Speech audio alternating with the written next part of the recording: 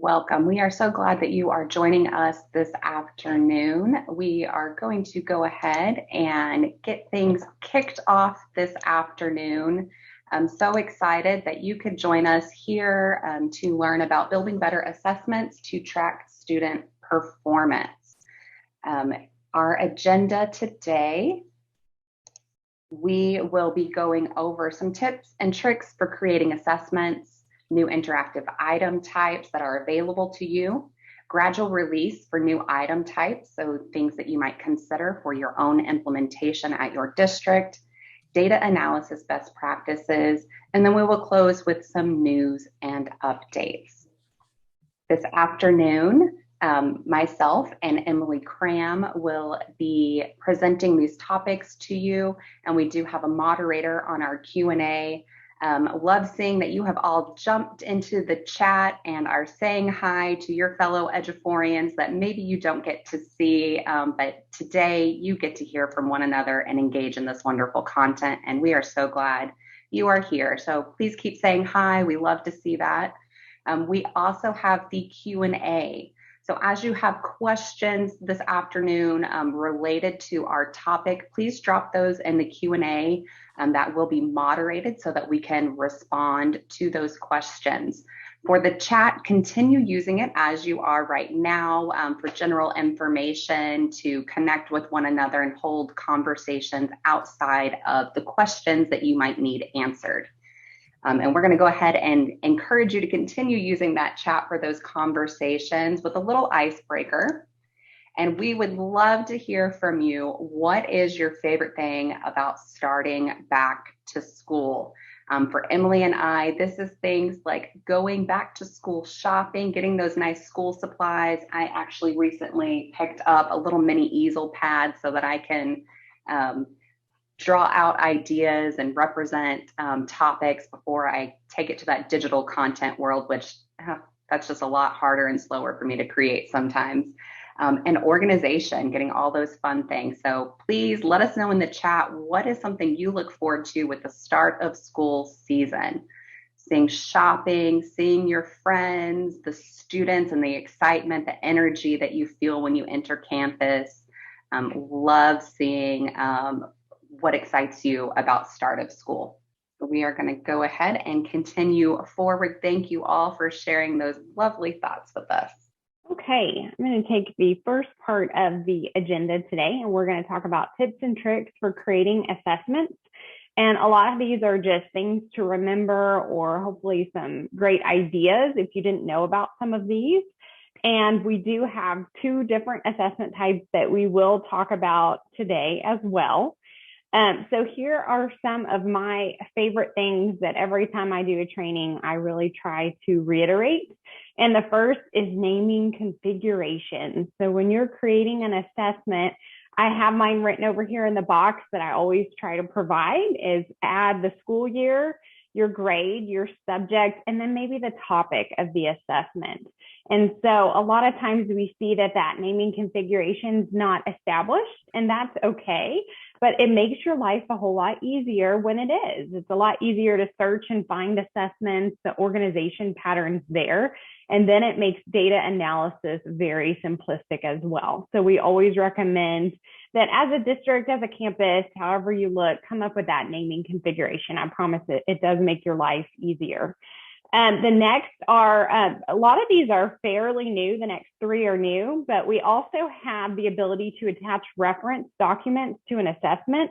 This one's rather new. It's wonderful. So again, if you have those periodic tables, those formula charts, this is a great opportunity, and that's in the picture in the bottom, that you can attach any type of document to an online assessment for students to be able to utilize online. And also if you attach it, then teachers see it for paper assessments as well, that's a resource or a reference. Next is going to be your question randomization. Love this new feature. Again, this is primarily for online usage. And from here, you can shuffle both the order of the question and the answer choices. So we just like to remind you that you would be linking the question to the actual resource if it goes with a resource. for question randomization, and that feature is there as well. So a great one that we love. Another is your test score summary. So this was one of my first babies when I came to eduphoria is I wanted students to have a way to quickly see how they did on an assessment. So if you're in that truly formative setting and you want students to know which questions they missed so that they can begin that process of intervention either for themselves or with a small group, then test score summary allows them to go back through an administration and see which questions they got incorrect. And so a wonderful feature that can be utilized as well. And then the last one we want to talk about for House Bill 4545, we know that's still on a lot of people's minds as you're beginning that implementation, is that if you are giving assessments, you do have the ability to filter by a monitor group that's shown on the right, or you can filter by a form. So again, this gives you the ability to say only this group of students needs to take this beginning of year assessment in order for us to identify where they are. And you can have it funneled or filtered to that group, which is a great little piece that you can do as well. Before we move on, I'm just going to reiterate one of the things that Emily just shared with us, and that is about the question randomization for online testing. When this is enabled, that will randomize the order of your items for students as well as the answer choices associated with each item. Wonderful. Thank you, Tara. Next is our checklist of what to do to make sure that test is ready to go. If you are an eduphorean or you've been using eduphoria for a while, you're like, oh, I know. But if you're new to eduphoria, this is a great reminder. There are 3 things that have to be done before every test is ready to go. And I like to share this from the teacher perspective because that's usually the audience that we are training. And so the first piece to make sure your test is active is sharing that test. And so I have that as the first screenshot up there, is make sure that you share your test with the team. So have you set up teams at your district and who's on your team, and make sure you share it. And the reason why is a teacher test by nature is only viewable by the teacher who created it when it comes to data analysis. So sharing with the team opens that up so that everybody on your campus can then see and access that data appropriately that needs to. So that's a critical step. Next, it's making the test active. Sadly, that's the one I forget most of the time. When I have to go back and check, I'm like, well, it's still impending. That's not going to get me very far. So make sure that test is active. And then last, but very important as well, is to make sure that your testing window is active as well. So making sure that you want to give the test within the range of the dates that you have for that testing window are critical pieces. So when I train teachers, I used to have a little laminate sheet with all these steps on there that they could check them off every time just to make sure that they were part of their established process, and then they could repeat next time just until that became natural flow.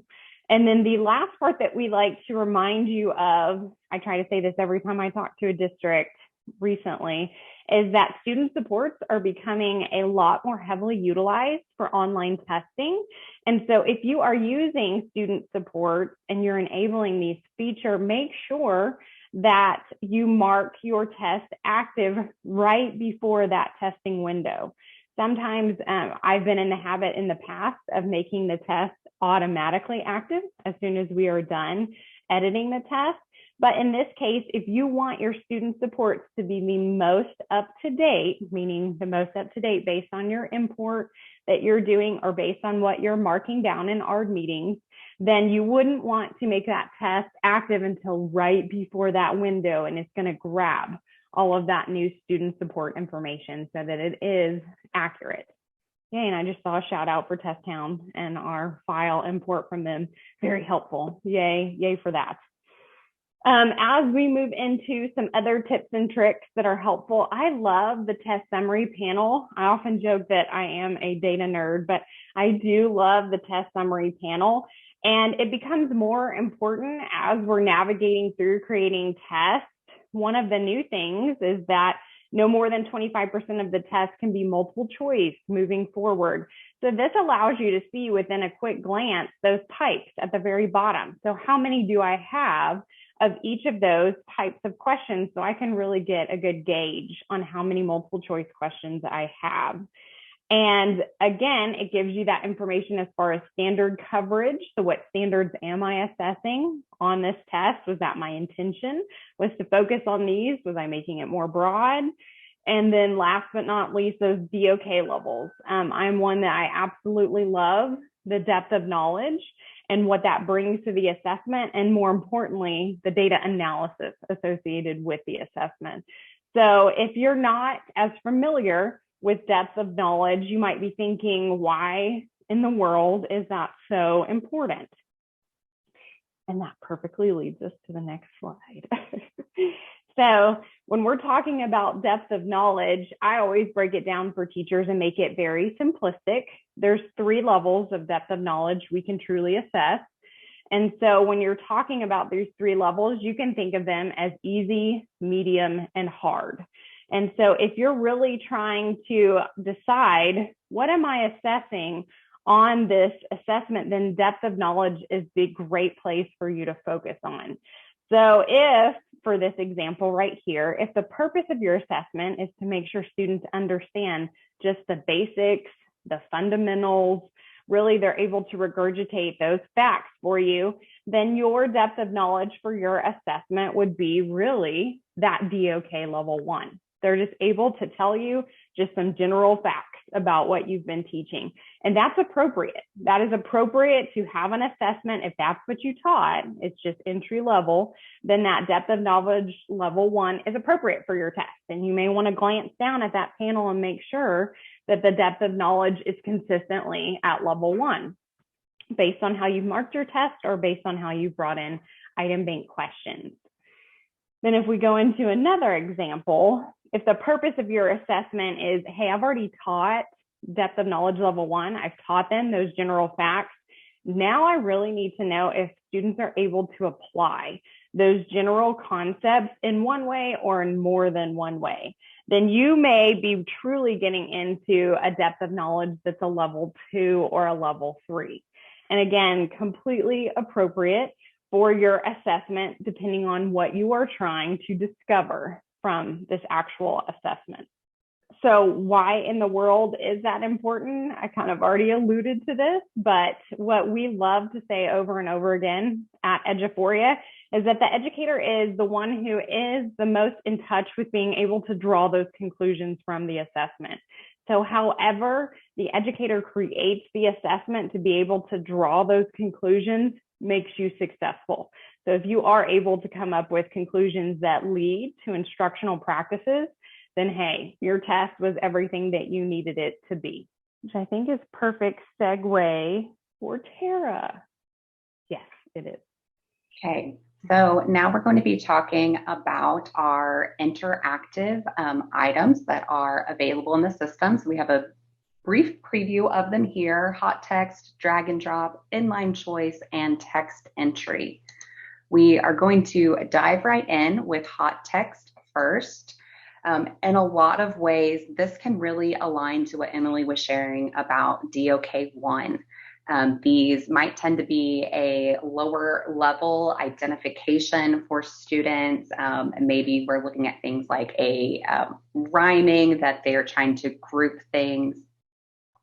So this can be super, super valuable, but it doesn't only have to be a DOK1. We can definitely incorporate things like citing evidence from the text that can increase the complexity or depth of knowledge when students engage with this item type, hot text.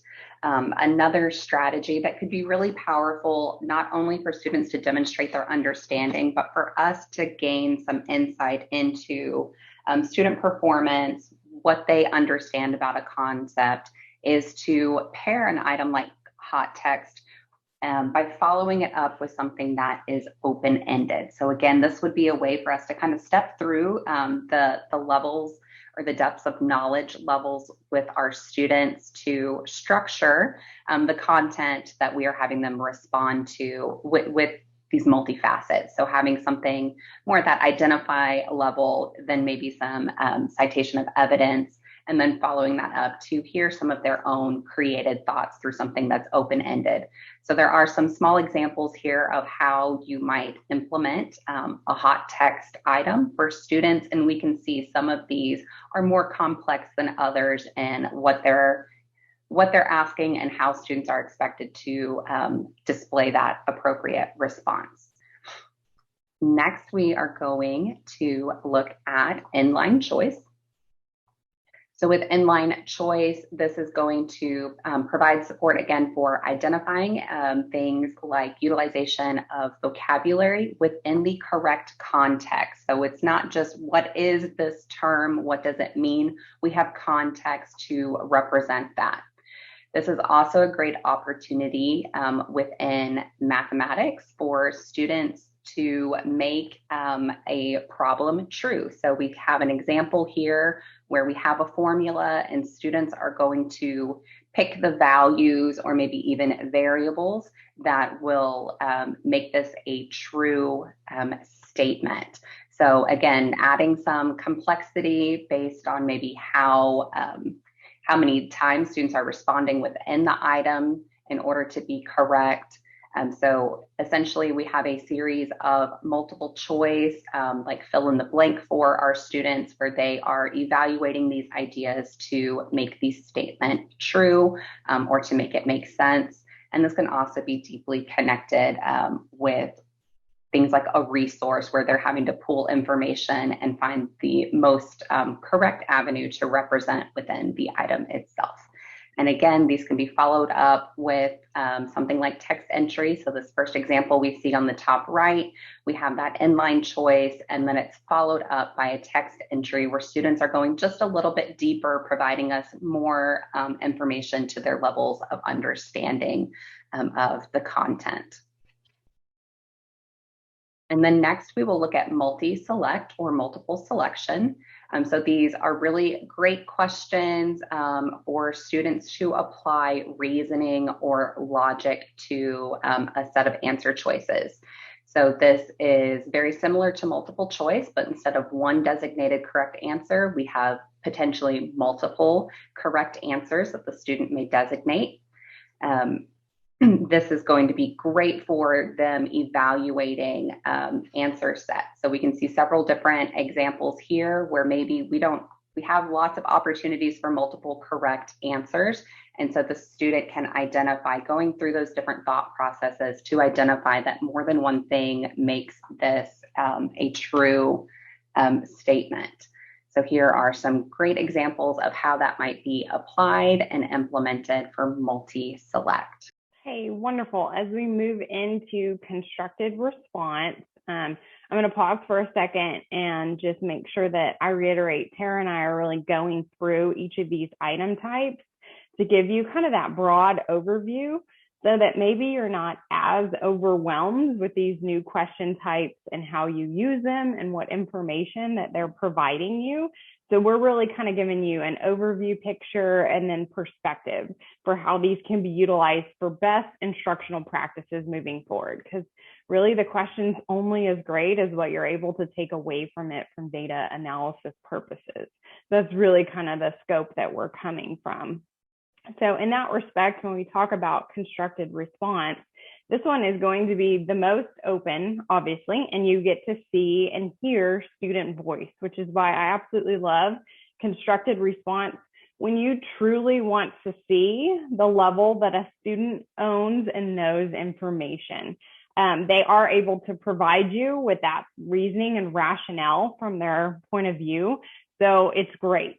It's a little harder on us as administrators because there are multiple correct answers. We do have to go in there, we have to grade those and read them individually to make some of those decisions. But at the same time, it's a great opportunity for us to extend what we're looking for. So one thing when working with students that I always did is make sure that they understand, hey, you're going to get the full points on a constructed response question if you're able to cite evidence and use academic vocabulary and rationale. If you're not able to do that for me, then it's going to bump down the amount of credit you're receiving for that type of question. So always adding in that extra layer is going to enhance that depth of knowledge. If you just want general feedback on, we have a question at the bottom of a dictatorship, then that's just a general, what do you know about it? But I could extend that and say, can you use an example from history of a dictatorship that was unsuccessful, and extend that out a little bit deeper just to see, or I could keep it at that depth of knowledge level 1. Again, it's depending on really what I want to see here. The other example in the middle is citing that we want you to go back to the story and support your answer with evidence. Are you able to do that strategically and in the right way? And then the top example, again, gives you that opportunity to see what level do they currently understand that reaction, and are they able to describe it? And again, I'm always looking for that academic vocabulary. Are they able to use those terms within their response and provide me that rationale? So some great opportunities there for you to really understand what students know and what they're able to tell you. Some added features that you have with constructed response now are going to be that character or word count. So do you want to see how much they can tell you in 50 words or less? If so, you can do that now. And we have that ability for you to do both of those options and be able to see those details for each student.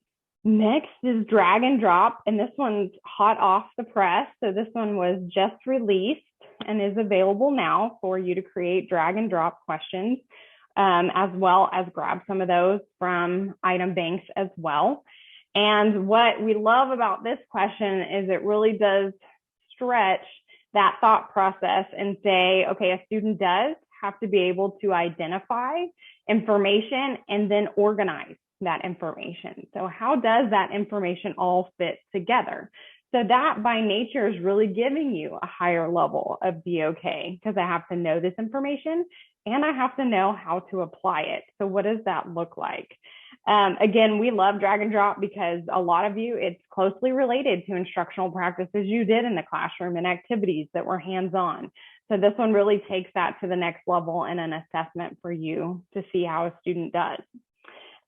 You can, in ours, you can add additional unused answer choices. And again, that adds another layer of difficulty that the student has to think through when they're answering these questions.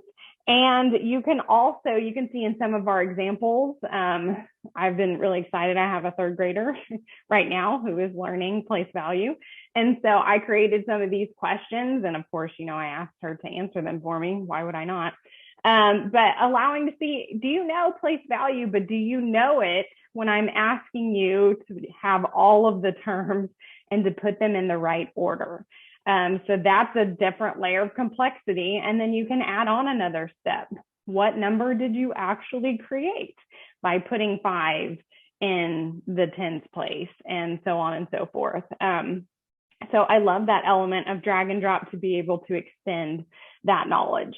And then the bottom 2 examples are really just that identification. Do you understand your vocabulary, and can you apply it to these images and terms or these groupings? So you can really take this one to whatever level, again, that you need to, based on what information that you're hoping to gather. As a final piece, if you're new and you're like, oh, I haven't gone in and looked at drag and drop, it can be used in the functionalities we have shown on the screen, and that would be in text, in tables, and you can use with images as well. And so, but the draggable terms will be words right now for simplicity. And so that one is new and available for you as well. Okay, and text entry, we're going to provide some background information on this, and then we're also going to give you some best practices for this one as well. So when we look at text entry, really, text entry is going to be that basic recall of vocabulary, of identification, and for the most part, can you regurgitate this information for me? You can see in some of these, they are multiple step. It's asking you to apply this within an equation and decide a value. And other questions, it's asking you to tie this to prior information, which is a higher level of thinking. But then at the very bottom, it's simply just asking you to identify words and the suffix and what word could mean this. So that one's fairly straightforward. So you can really take this to any level that you would like. But for me, I love that just basic regurgitation for text entry. So I see if you understand just that DOK level 1 for me. And I say that because the top 2 questions, if you put the wrong answer, I may not know where you went wrong. I may not really even have an idea where you went wrong at this point. So just that basic regurgitation is going to give me more identification for instructional practices than a higher level of depth of knowledge for this particular question.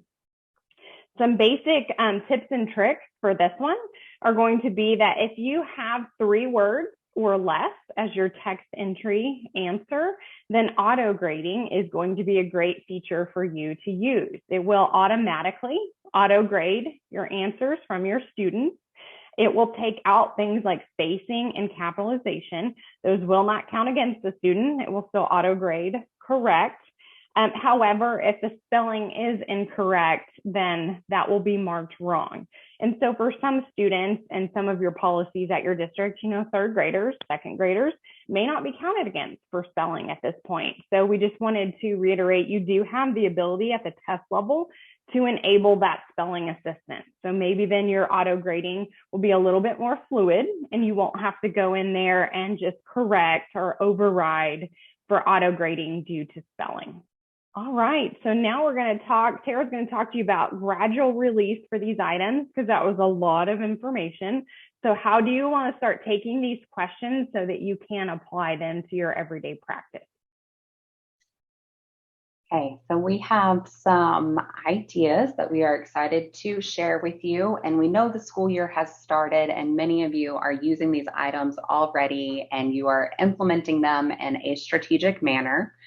So hopefully we share some validating ideas and maybe some new considerations as you continue to roll out these items for your teachers, for your students, and even for your administrators as they are engaging in data analysis and making decisions about the instructional impact of having students engage at this level.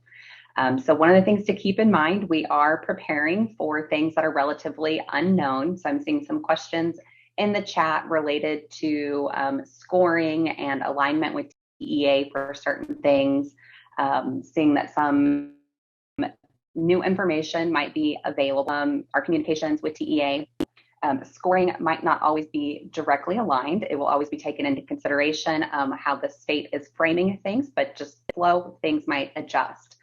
So something to consider as you are implementing a new item type is the possibility of weighing that question to 0 so that you are still collecting data, but it is not contributing to the student's overall score for that assessment. So as the teacher, as the instructional coach or administrator engaging with that set of data, you have the analysis for how students performed, but you are not hindering the student's performance based on their engagement with this new interactive type.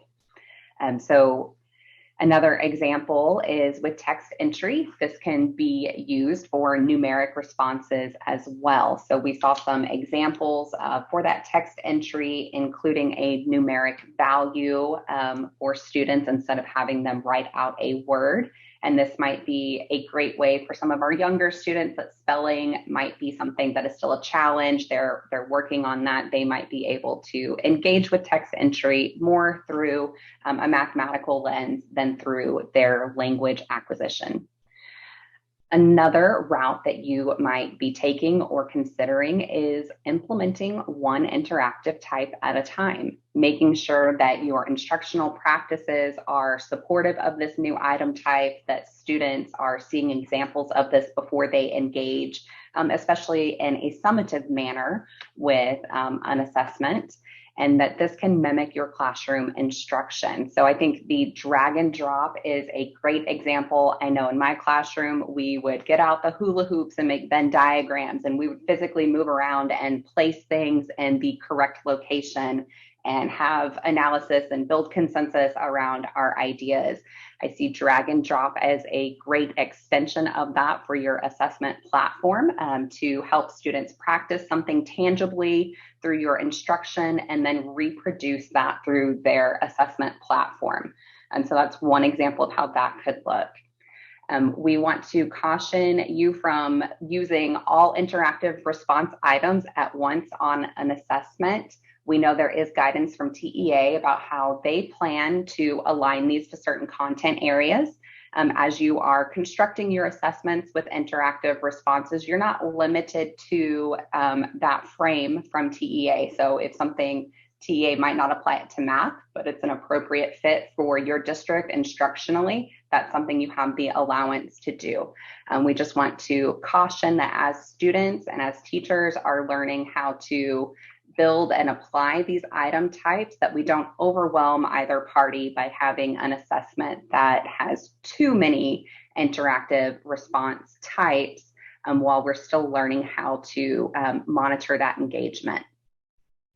So starting with one question type for your interactive responses can give you a lot of clarifying information, so you can start to see, okay, is it the content that students are struggling with, or is it the presentation of the content through this interactive response that is creating a barrier for us to see how students are truly understanding and able to represent this information. So again, I hope some of this is validation for the way you are already approaching this, maybe some additional things for you to consider within your instructional teams at your district.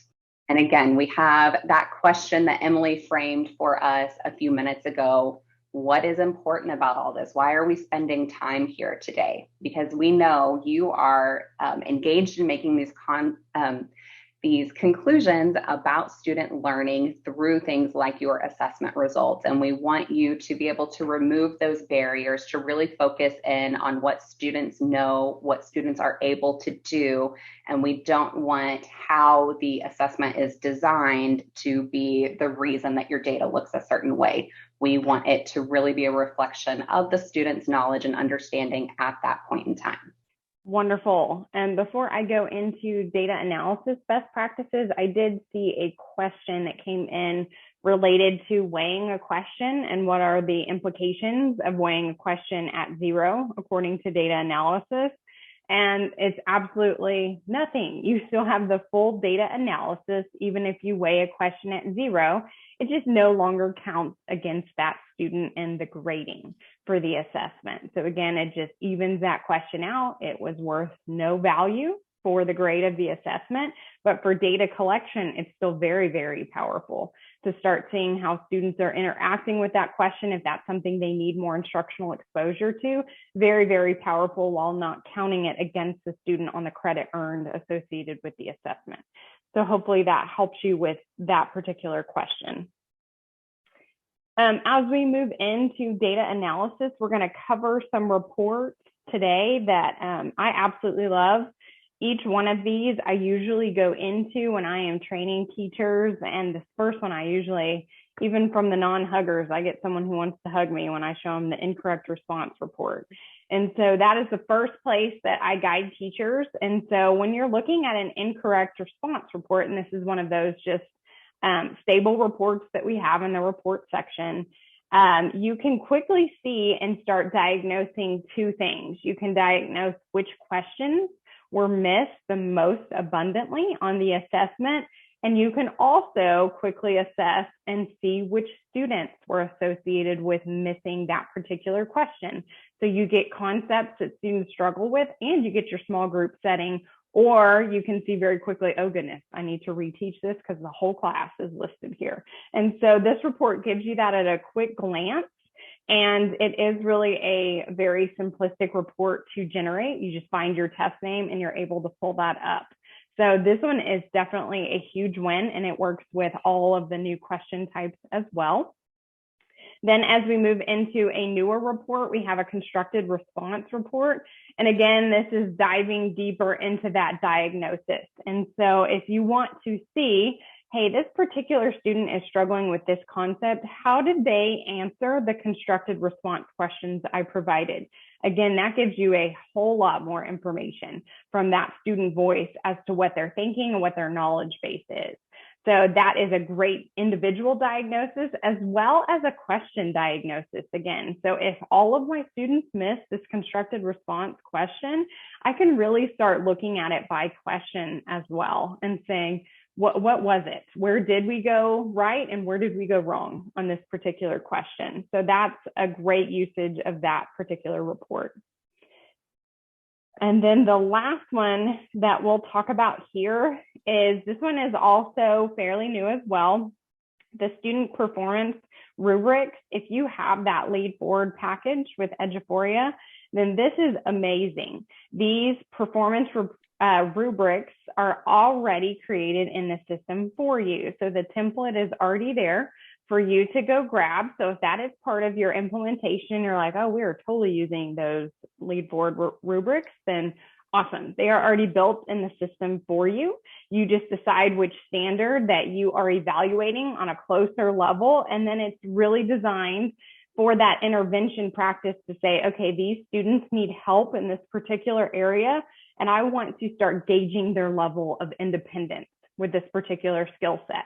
So are they at a place of independence? Are they still 2 steps or 3 steps away from that level of independence? And you get a wonderful report that generates them into those groups where you're able to identify that intervention and where they are. So that one's another great one if you haven't gotten in once you start diagnosing further to go ahead and see where students are. Okay, and then as we talk about student responses, again, the most powerful person that's influencing the instruction for students is going to be the teacher. And the teacher has the ability to go into enter answers and see everything that the student did online. So they can see their responses, they can see what they typed in for text entry, their open-ended responses. And it's another great place that they can see if students are utilizing that note feature, if they wrote notes. It's one of the great things I would absolutely ask students to do is, if I do have an ABCD question for you, I want you to rationalize your answer choice for me. And within enter answers and within the test proctoring, you're able to see what students wrote here. And that is a huge diagnosis tool as well for being able to see those components. So again, that enter answers is complete validation and transparency into identifying those pieces. As we go back to that constructed response report, it gives you that as well. And we provided you some detail here so you can identify what are those scoring components. So we talked a little bit about scoring and what gets you to a level 4. And so you can type that in as your scoring guide. So then everybody can see your scoring range, which students scored, in what areas, the word count or the character count, and the individual student response. So again, that one's great for really digging into where we are with that response and going into the weeds for those particular open-ended responses. Okay, and as we start looking at the data components, these are 2 of my favorite areas to go specifically. Is we have the built-in student individual response quick view.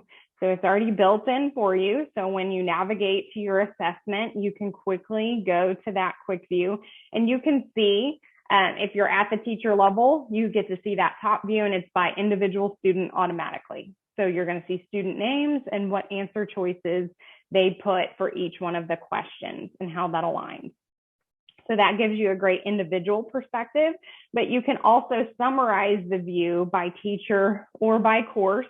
My favorite method was by teacher, so then I could quickly see either in the screenshot below a number or a percentage. And in this case, we switched it over and you can see for question 1 that's tied to those 2 skill sets that the correct answer was B, and 36 out of the 40 students who took the test got that question correct. and they got the correct answer. Out of the 4 that didn't, then we had 1 that got C and 1 that chose D. So you have that very, very clear right in front of you. So that question is not really a problem except for 4 students. But it gives you that really close insight onto where the problem is. So is it a student problem where do I need to go over and reteach that concept? Or in some cases, was it a question problem? Is it the way that I worded that question? Is it the way that it was structured? And that gives you that clear vision into identifying either one of the 2 as you navigate through the assessment. And I love that feature, especially for teachers whenever they are doing data analysis within their classrooms. As a teacher looking out at my 20 students, to see that number is a lot more powerful than to see a percentage. I can more quickly conceptualize what do my small groups need to look like when I see the data represented in this format versus the percentage. For myself, that was just a couple other layers that I had to go through to get to that conclusion. So love this, especially from the point of view of a teacher analyzing their classroom level data. The next thing we're going to talk about with reporting is being able to identify your essential standards. So whenever we are editing, a lot of times when we pull in these fields to look at our learning standards or our TEKS here in Texas, we are getting a list of every single learning standard that was on the assessment. At times that is appropriate, but sometimes we have some goals and we need to be a little more targeted about the information we are taking in. So one option you have is to use your filters when you are building these views and identify explicitly which standards are you needing to investigate further. So as we can see here in these examples, we have used the filters to identify 4 essential standards for this biology assessment. So this might be things that we know at a certain point in the year, we really need to focus in on our instruction for this so we can measure an impact for our student performance. And we can very clearly highlight that. So this might be less used for the teacher and maybe more used campus and administratively to communicate those goals that we're working towards as groups. So this is one really powerful option for you to drill in and pull the data for those essential standards that are most relevant and aligned to your goals for the year. Another option that we have is to examine our learning standards over time. So this is going to look like when we are editing our data views, pulling in multiple assessments. So for any districts that are engaged in pre and post tests, this can be a really powerful way for you to analyze your data from one point in the year to another point in the year. This can also be great for those standards that we know are spiraled or scaffolded, and we want to see them across multiple times where they are delivered through our instruction and then measured through our assessment practices. So we can pull in our tests tab, multiple assessments. It does not have to be limited to 2, but as you are first engaging with this, it might be more successful for you to start with 2 and see the parameters of the fields you would like to pull in for analysis. Then within our columns tab, this is going to be similar as to what you've engaged in before and identifying what values are you wanting to focus for this data analysis. I know typically whenever I build this with pre and post test in mind, I'm really concerned with, did the raw score increase for my students? And then looking at all of my learning standards. So I can see from one point in time to another point in time, did my students show more growth?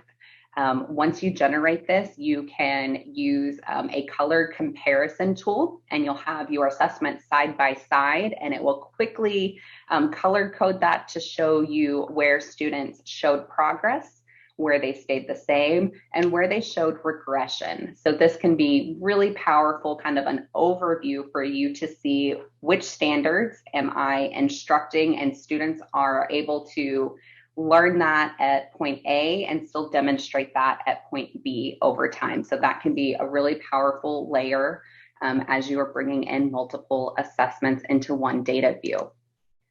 And then within this, you'll also determine on that column, on that Summarize tab, do we have certain focus groups of students that we are analyzing when we are looking at our data in this fashion? So again, this can be something that maybe you clear out all of those fields and you are just holistically looking at the student performance in front of you, or you might also want to break that down and identify student populations at your campus and your classroom to look a little further and understand this. And so as we are talking about these data views, this is accomplished once you open a data set and you click the edit button, you'll be able to make these options and determine how you want this customized view to look for you, for your own personal use, or maybe use at your campus or district, depending on who is setting that up. And then another additional piece is to connect this to things that you are doing at your campus, at your district for House Bill 4545. As you are building these assessments, we know that you have identified student groups that need additional instruction that's very targeted, very explicit and purposeful. And that might mean that you are designing assessments that only apply to these student groups. As you design these assessments to help with your House Bill 4545 plan, you can choose to only make the assessment available to those students. So what we see here in these screenshots are from our administration tab. So as you are building the assessment and you are deciding which students will take this assessment, you can quickly filter that down to only the students either identified through a student form. So if you are using some of the forms we shared in the community, those have been assigned to students for House Bill 4545 purposes. You can quickly make sure that only those students have access to take this assessment so that you're able to monitor your progress through that lens.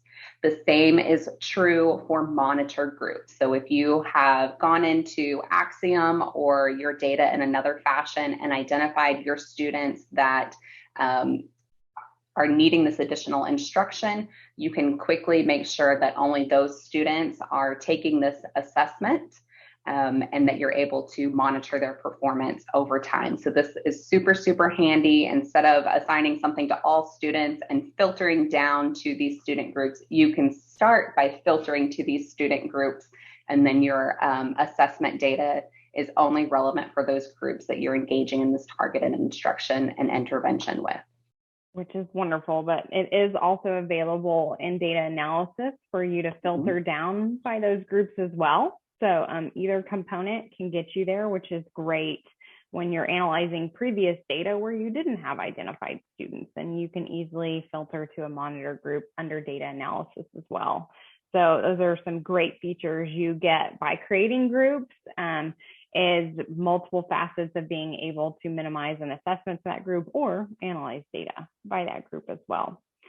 So now we will move into the last piece today, and we love to give you news and updates related to what's going on with eduphoria.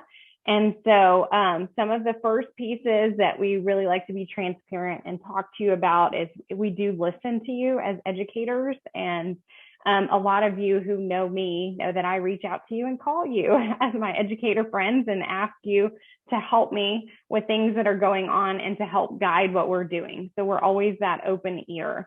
So with that being said, some of the things that are coming up next is we are going to start working on another interactive question type, and we've landed on Hotspot as our next interactive question type that we're going to work on, that ability to create those type of questions and utilize those. We also listened and heard you that you needed some sort of printing option when you create an interactive test that has these new question types on it. And while they weren't meant to be given on paper, you still have collaborative efforts and you have these organizations going on at your school to help you build assessments, which is a great practice. So if you look on the questions tab now, you do have the ability to print a draft version of your assessment with interactive question types on it.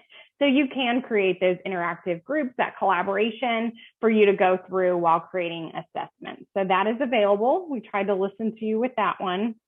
And then moving forward, we really wanted to tell you, I already noticed 2 questions in the chat today. There probably were more, but I saw 2 around question credit and weighing the actual question type. So what is that going to look like? And while I want to stress that TA hasn't told us if they're going to do partial credit or if it will be incorrect correct credit for those types of questions, gosh, that's hard to say on repeat, then we don't know that yet, but as a best practice, we want to give you that ability. So we're listening to you, and we know that that's become the next piece of the puzzle, is how do we weigh these questions differently than incorrect or correct? So we're going to start working on that, as well as enhancing those data analysis components related to these new question types, and really drilling down to what you need to be able to see to make these big instructional decisions. So we are really trying to listen, and that's going to be some of our new direction that we're shifting into. We've given you these bundle of interactive questions, and so now you're ready to get into more of the weeds with each one of these. So those are some next pieces. As far as upcoming webinars, we are having one on the 22nd. I'm already very excited about that one. It'll be Tara and I as well. We're going to talk about adjusting instruction based on assessment. So what are those practices that tie into lesson planning and assessment? And how do we bridge that gap? And so we are going to reiterate some of those practices and talk you through those on September 22nd. We also are going to have a Strive appraisal analytics in September, on September 29th. That one is amazing. If you are utilizing Strive, you need to definitely attend and see those amazing new features that we have for the analytics for Strive particularly. And then I also added on this slide, but it didn't get updated. We didn't refresh. Is we will be at TSNAP next week. So if you want to pop by, we'll be at TSNAP in San Antonio, and then we will be at TAC in November. So if you want to come by, see us, chat with us, we'd love getting to see you. I'm already holding my breath that we get to see you in person, and that's very exciting. So please feel free to come by and say hi. And then we always like to keep some of the ways that you can get in touch with us on the next slide. So you can follow us on all of those different social media. We have and will provide a YouTube video of this session today. And we are going to embed links to each of our online help articles specific to what we covered in the webinar today. So be looking for that in email form, that you'll get a recording of this session, and you're going to get the online help articles that help you navigate through all the content that we covered today. And if you don't already, make sure you sign up for our news and our emails that come out regularly. This is how we announce these and new features and lots of other things. And then as a final recap today, this is always my favorite part. What was your best or your favorite best practice that you learned about today? So if you want to, in the chat, before you hop off, tell us what was your favorite thing you learned. And if you even want to just say, I like to listen to Emily and Tara, we like that too. But if you want to chat with us and tell us what you learned today that you liked or that was helpful, we love getting that feedback, and we love knowing that we provided you information today that was supportive. So as you jump off, we look forward to seeing you in the next couple of months, and we really appreciate you attending today. Yes, thank you so much for your time, your thoughts, and your questions. We appreciate you so much.